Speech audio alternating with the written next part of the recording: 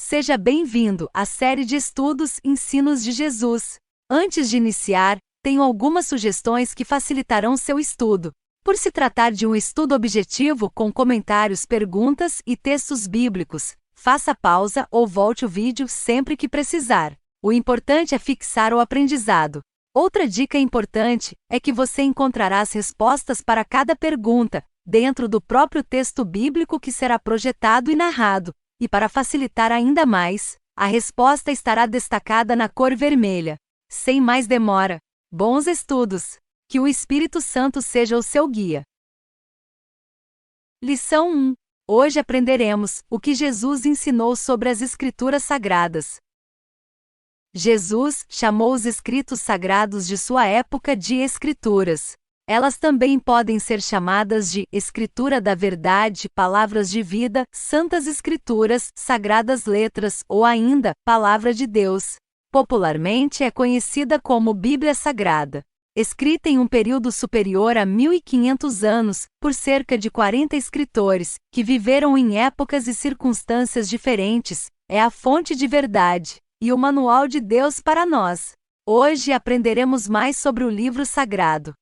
Pergunta 1. De acordo com Jesus, o que pode ser encontrado nas Escrituras? Para saber a resposta, iremos ler o Evangelho de João, capítulo 5, verso 39. Vocês examinam as Escrituras, porque julgam ter nelas a vida eterna, e são elas mesmas que testificam de mim. No fim da história deste mundo, todo ser humano receberá ou a vida eterna ou a morte eterna. Para nos ajudar a fazer a escolha certa, Deus nos deixou um manual, um guia prático, a Bíblia. Nela encontramos todas as orientações necessárias para tomar posse da vida eterna. Pergunta 2. Que repreensão severa Jesus fez aos líderes religiosos em seu tempo? Vamos ler Mateus capítulo 22, verso 29. Jesus respondeu: o erro de vocês está no fato de não conhecerem as Escrituras nem o poder de Deus. Jesus era um profundo conhecedor das Escrituras. Desde sua infância tinha afinidade com os ensinos sagrados. Com 12 anos de idade já discutia no templo com os doutores da lei. Quando tentado por Satanás no deserto, demonstrou seu conhecimento da palavra ao responder: está escrito. A Bíblia de Jesus. Nos dias de Cristo ainda não existiam os livros que compõem o Novo Testamento. Os primeiros escritos a serem produzidos foram as cartas de Paulo, cerca de 20 anos após a morte de Jesus. Pergunta 3. Qual era a Bíblia que Jesus usava? Leiamos Mateus capítulo 5, verso 17. E depois capítulo 7, verso 12. Não pensem que vim revogar a lei, ou os profetas. Não vim para revogar, mas para cumprir.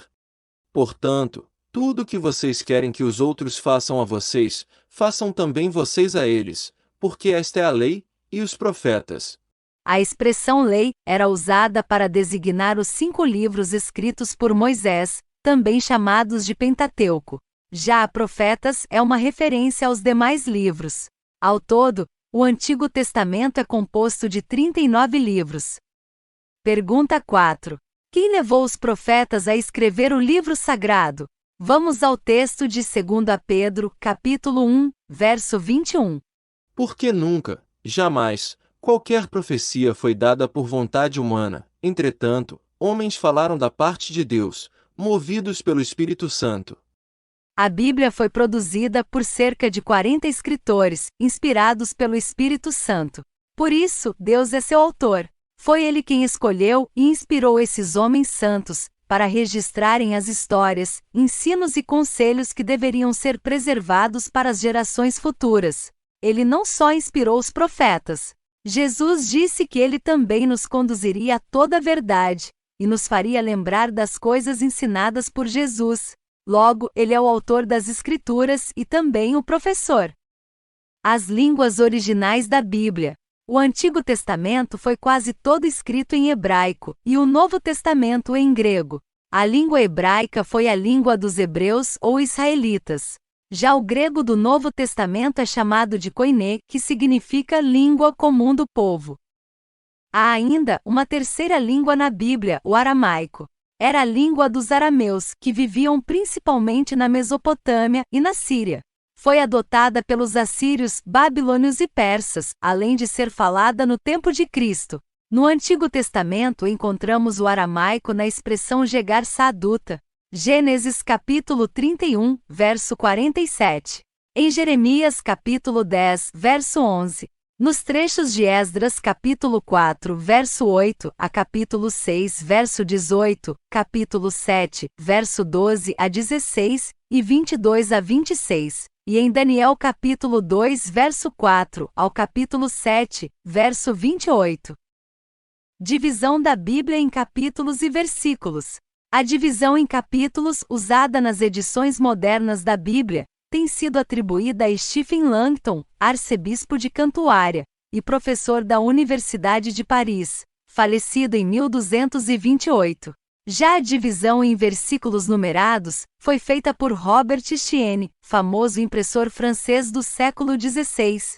Ele fez a separação numérica dos versículos do Antigo Testamento em 1548 e do Novo Testamento em 1551.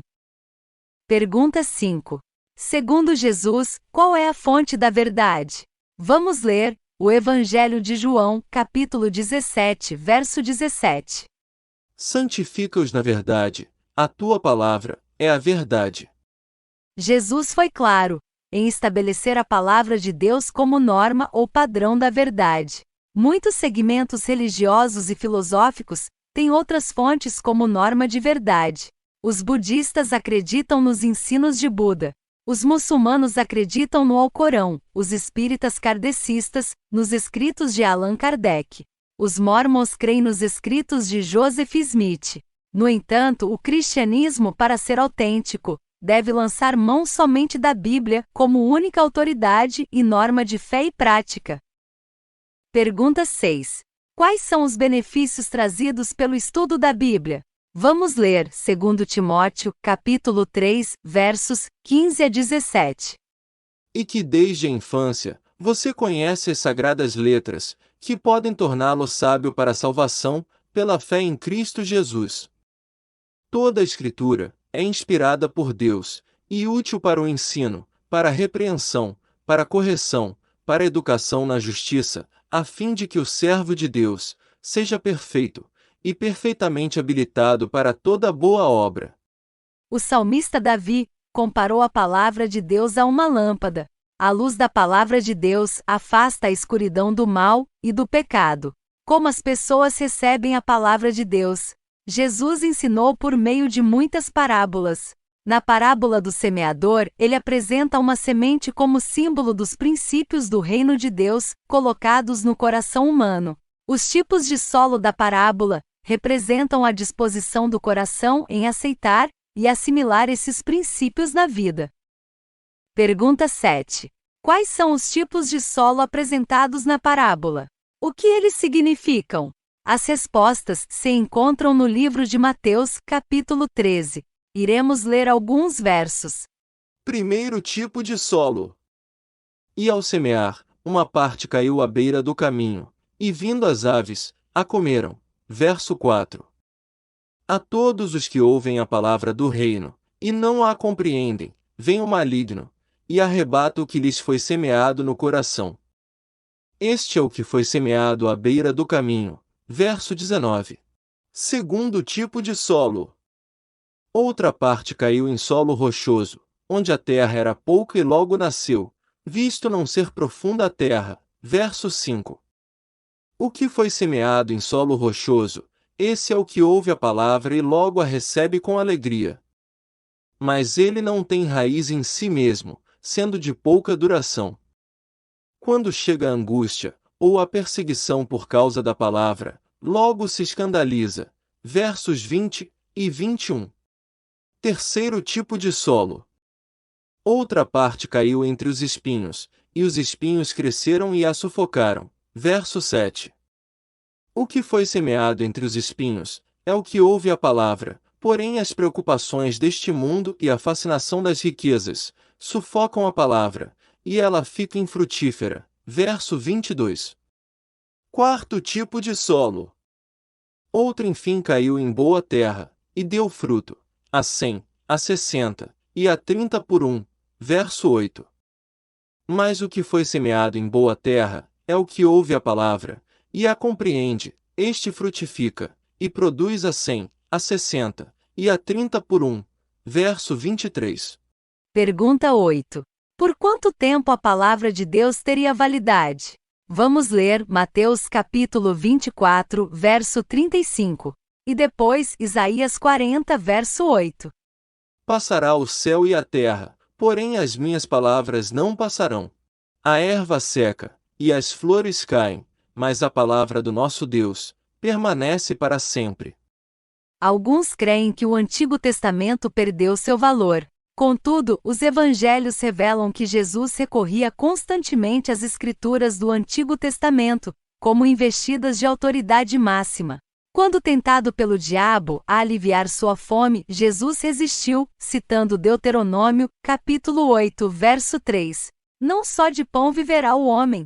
Assim a palavra de Deus permanece para sempre. Pergunta 9. Sobre quem Cristo pronunciou uma bênção especial? Lucas capítulo 11, verso 28. Jesus, porém, respondeu: pelo contrário, mais bem-aventurados são os que ouvem a palavra de Deus e a aguardam. Promessa semelhante é feita em Apocalipse, capítulo 1, verso 3. Bem-aventurados aqueles que leem, e aqueles que ouvem as palavras da profecia, e guardam as coisas nela escritas. Não basta apenas ouvir as orientações da Bíblia. Precisamos, pela graça de Deus, obedecer ao que está revelado, e então alcançaremos a verdadeira felicidade. Devemos aceitar as Santas Escrituras como a infalível revelação de Deus. Nenhum cristão crescerá em graça sem o hábito da leitura e a obediência aos ensinos do livro de Deus. Quais as suas decisões, após o estudo de hoje? Creio que a Bíblia é a palavra de Deus, inspirada pelo Espírito Santo. Desejo aceitá-la, como regra de fé e prática. Prometo, pela graça de Deus, estudar e praticar seus ensinos. Que Deus abençoe sua vida. Até o próximo estudo, onde aprenderemos o que Jesus ensinou sobre a salvação.